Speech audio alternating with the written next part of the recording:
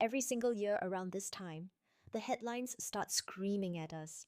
Cut the property taxes, raise the income limits, save the property market. If you are a homeowner or someone looking to buy a home, this pre budget noise does not just create confusion, it creates genuine anxiety. Today, we are filtering out that noise. We are taking the industry wish lists for the Singapore Budget 2026 and testing them against hard data. We are going to find out what is hype and what is actually going to happen. Hi, I am June, and welcome to Homes That Heal. Usually on this channel, we talk about the psychology of home. But today, we need to talk about market psychology. Uncertainty is the enemy of a good night's sleep. Right now, there is a flood of predictions about the upcoming budget announcement on February 12th. Some of you are holding off on selling, hoping for a major policy change. Others are rushing to buy, fearing a sudden price hike. To give you peace of mind, we need to separate wishful thinking from probable reality. We have analyzed the strategic reports and the history of past budgets to bring you a realistic, authoritative outlook. First, let us recap it exactly what the industry is asking for. It is quite a substantial list this year. Since early January, major agencies have been releasing their recommendations to the government. For example, Propnex has recommended to cut the additional buyer's stamp duty, or ABSD, for foreigners. Specifically, they suggested lowering the tax to 30% for ultra-luxury homes above $10 million too, to revive liquidity in the core central region. ERA called for an ABSD deferment. This aims to help genuine HDB upgraders avoid massive upfront cash outlays when buying their first private home.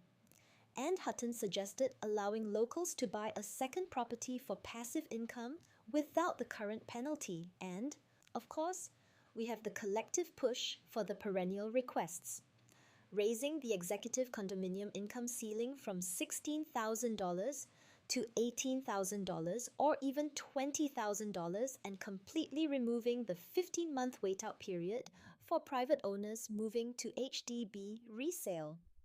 It sounds like a bonanza for buyers and sellers. But here is the critical question. Are these agencies setting the stage, or is this just wishful thinking? To answer that, we looked at the correlation between wish lists and actual announcements in the previous year's budget.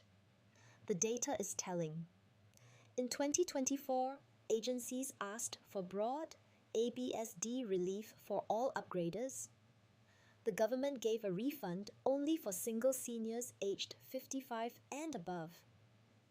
In 2025, agencies asked for market stimulus, specifically regarding the EC income ceiling. The government gave nothing to the private market, focusing instead on social support like Fresh Start housing grants. This tells us that property agencies do not have a crystal ball. They act as a pressure gauge. When they ask for broad price pumping measures like cutting taxes for the wealthy, the government usually ignores them. However, when they highlight technical bottlenecks, what we call market friction, the government listens.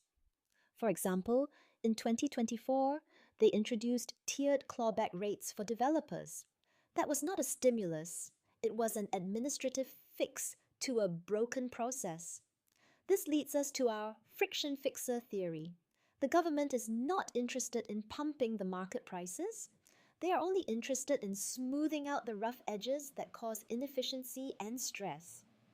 So, applying this friction fixer theory to 2026, what is actually likely to be announced on February 12th? First, we predict a high probability that the 15-month wait-out period will be relaxed or removed. Why? Because HDB resale price growth slowed significantly to just 2.9% in 2025, down from nearly 10% previously. The cooling measure has done its job.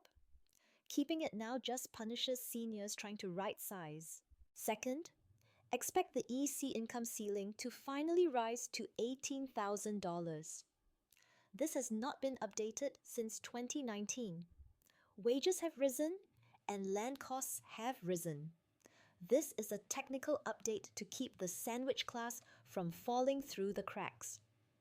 Third, there is a moderate chance the unblock threshold will drop to 70% for buildings over 40 years old. This aligns with the government's narrative of urban renewal.